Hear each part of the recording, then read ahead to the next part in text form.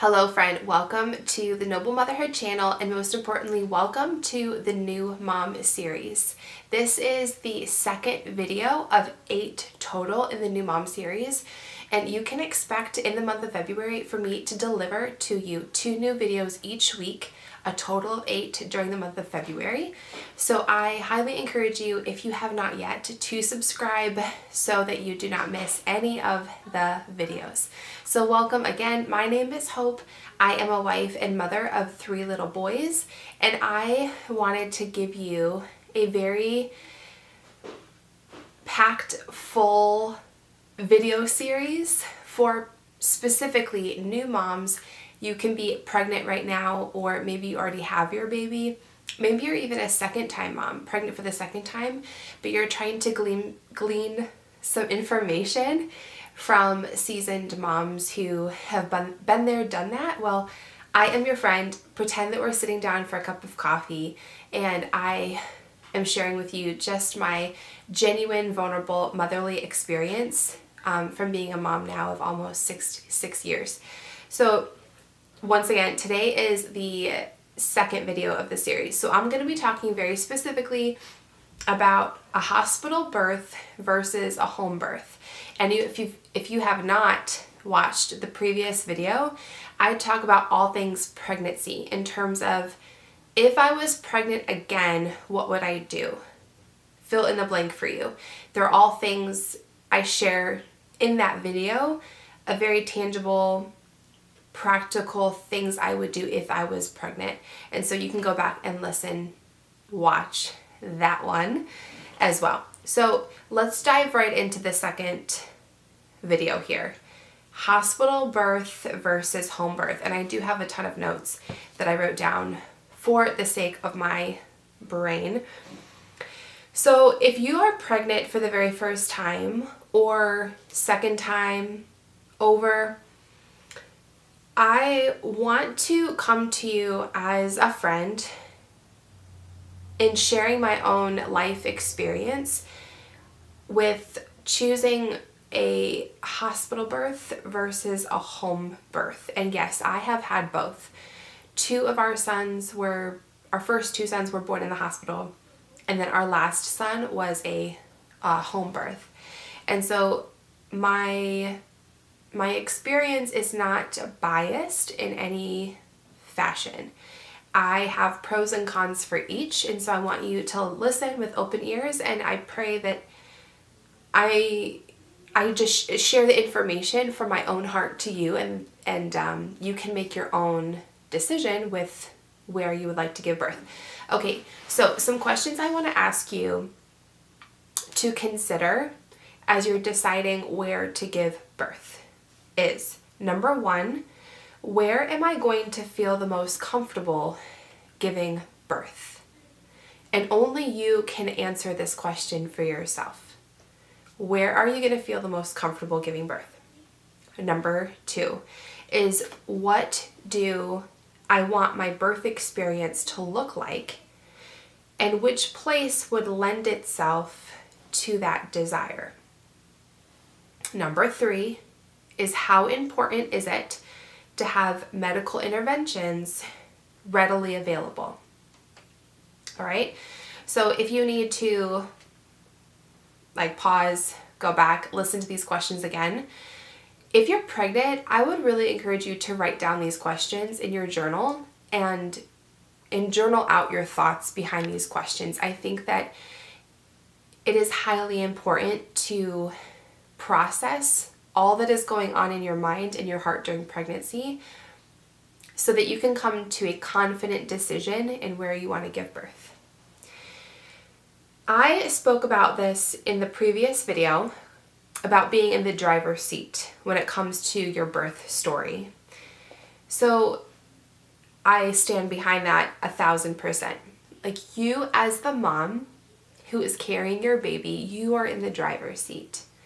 You hire your OBGYN or you hire your midwife to help you in giving birth. But you are hiring them, not the other way around. And so I want you to remember that in decisions that are made. that you have the power and the God-given intuition within you to make the decisions that you feel are best for you and your baby. Everything I share with you today in this video really connects to a low risk pregnancy that probably will have minimal or zero complications. I am not speaking to pregnancies that are high risk or will have some complications behind them, okay? I'm just sharing from my own life experience of having 2 hospital births and 1 home birth, and to help you think about what you would really desire for your birth, and only you can answer that question. All right. So if you do have a low risk pregnancy with, I'm gonna like cross my legs here. If you have a low risk pregnancy with 0 complications, I believe with all my heart that you should have the freedom to choose natural birth versus medicated epidural. You should have the freedom to choose the position that you're going to give birth in. You should have the freedom to choose how many vaginal exams you're going to have during your birth. You should be able to choose if you're going to hydrate, how you're going to hydrate yourself during labor, the food that you're going to consume during labor to help give yourself energy. I believe that you should have the freedom to have the atmosphere you would like to have during your labor and delivery. You should have the freedom to choose whether to give your baby a bath or not after birth. And you should have the freedom to choose the shots, the vaccines, and the eye ointment if you want all of that for your baby. You have the freedom and the power to choose that as the mother. And so I want to share all of that with you because as we go into the pros and cons of hospital birth versus a home birth, I do want to establish some ground here in that a hospital birth is a hospital, really. Let's go back to like a hospital. A hospital is a medical facility. And so therefore they are going to approach birth as a medical procedure instead of a natural occurrence that happens in a woman's body. It is extremely natural for a woman to give birth, and it doesn't necessarily have to be looked at as medical professionals look at it, if you understand what I'm saying here. So the pros of a hospital birth. Okay, the pros of a hospital birth are very clear. That you are within literally seconds of medical intervention if you need it during your birth. Okay? That is probably the number 1 pro of a hospital birth, is if something does happen during labor and delivery, you have access to the medical interventions that would be extremely helpful to you and your baby. And I want to highlight that because that is it's a very important point in birth. Most things about birth are out of our control. There are certain things that we can control, but really, God is the one who knows how our birth is going to go and whether or not we're going to need some medical interventions or not. However, it's a little bit more complex than that because there are natural ways to deal with some complications that don't necessarily require intense medical intervention. And we're not going to go into that. That's not the purpose of this video. My purpose is to give you the pros and the cons. All right? So that would be my number 1 pro of a hospital birth. Also, I would say that having the care of nurses for 24 hours or for 48 hours or maybe longer, if you're there for longer, is a pro. Like having professionals who will look after you literally every half an hour or every hour is a pro. And if you desire that, I'm all about just empowering you to make the best decision for yourself and your baby. So that is definitely a pro of having medical professionals there to help you and to care for you during that crucial time, giving birth and after, during postpartum care. So the con of a hospital is most certainly what I said before, is that it's looked at like a medical facility. So everything that they do, it's going to be through the lens of medicine and not necessarily what is truly best for mom and baby. So for example, I will give you a very specific example, that when a medical intervention is needed and necessary at the hospital, they will often take baby away from mom and put baby in the NICU and do what they need to do in the NICU for the overall life and health of the baby, without realizing that they can put the baby on mommy's chest and do all the things that they need to do with baby on mom. And I have had many friends tell me of this exact story of they will scoop baby away from mom without realizing that they can do all the things that they need to do, but with baby on mom, and not tearing apart the initial bond of mom and baby after baby is born, unless it's an extreme situation. Okay, so I want to make that clear. Another con of being in the hospital really is the constant attention that you are given literally every 30 minutes to an hour. So once you fall asleep, someone comes in and checks everything, checks your vitals, does all the things that they need to do, without realizing that rest is literally the best thing that a mom needs for healing after giving birth, and not constant interruptions, and allowing mom to just be with her baby is something that the hospital birth cannot offer you, and a home birth can. A home birth is much more peaceful in that regard, and it looks a lot different. Okay, so those things I would say are the pros and cons of your hospital birth that you just need to be mindful of. In a hospital, if there are things that come up, and in my own story with our two boys that were born in the hospital, there were a couple of things that we needed to speak up about and be firm in our decision, because they are gonna try to push you in the direction of all the medical crossing your T's and dotting your I's type stuff.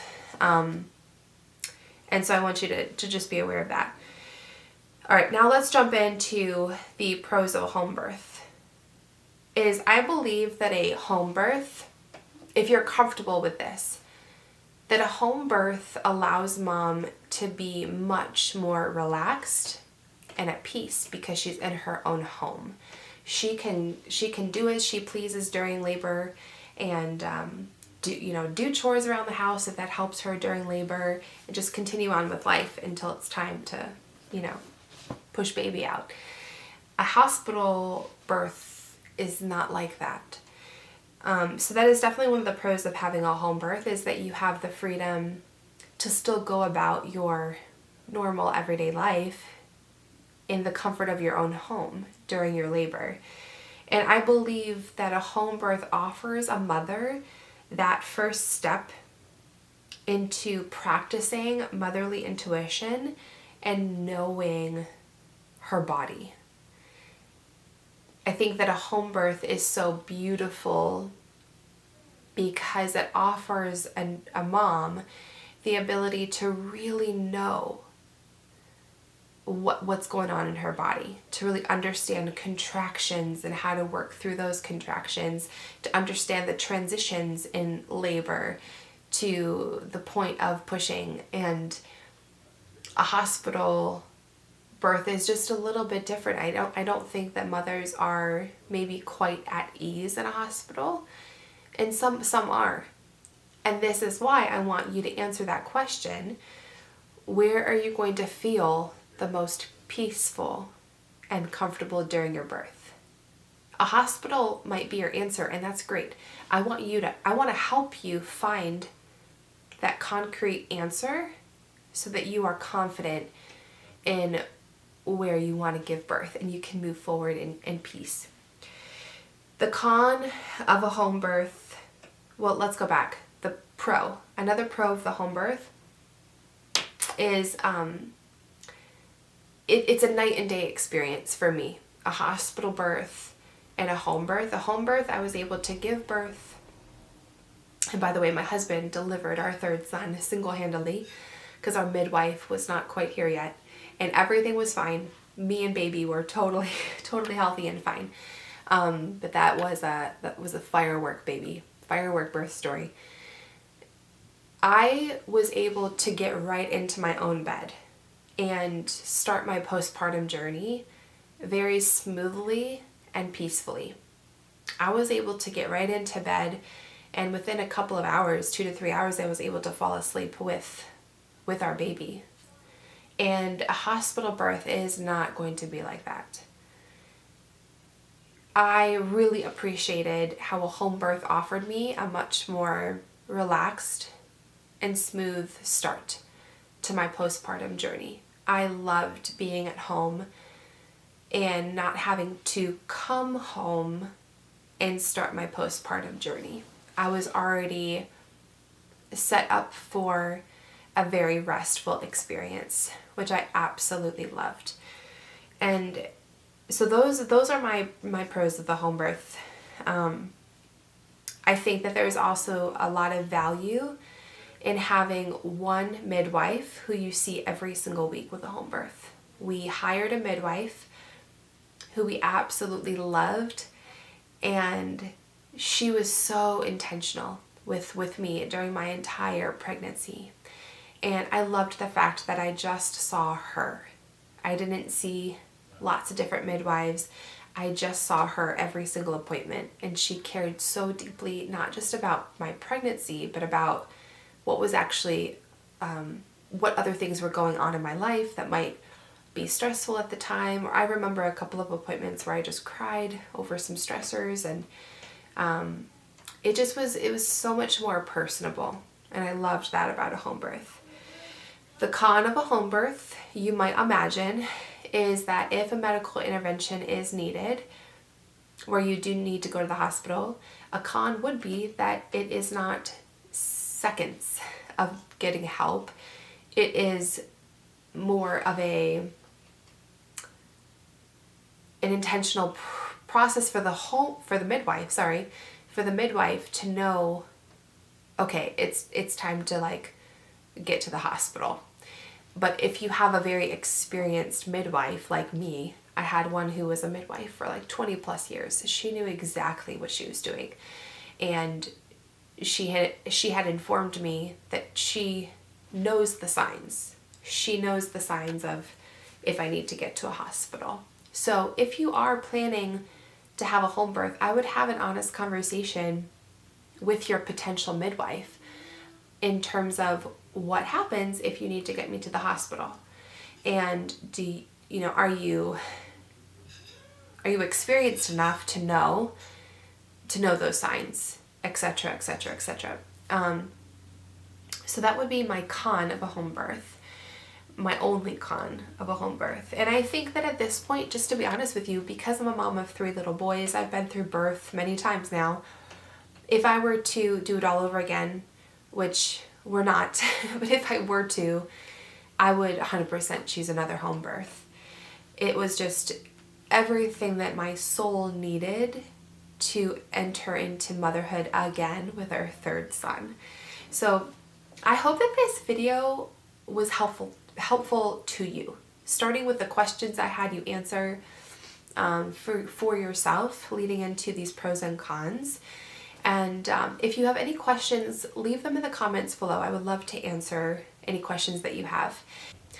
And if you are a brand new mom, you're pregnant currently and expecting a baby this year, I want to give you a free guide that I created for specifically new moms. This free guide leads you through natural, practical tips and wisdom, starting with pregnancy, through birth, and through postpartum. It is a 10-page PDF that I would love to give to you for free, and it is available in the description box below. You can just go there, click the link, and have instant downloadable access. Also, if you are a mom who is expecting and want to have the most peaceful and restful fourth trimester, that postpartum experience, I want to offer you the 30-page ebook PDF that I created that is everything that I wish I knew as a first-time mom and how to exactly have a peaceful and restful postpartum experience. It is 6 chapters long, chock full of all the information, once again, that I wish I knew as a first-time mom. So you can again go to the box below, click the link, and it'll lead you directly to that PDF that you can purchase and download today. So thank you so much, and I will see you again in the next video, number 3. And yes, we are going to talk about the 9 tips that I have for you to prepare for your postpartum. And I'll see you in the next one. Bye.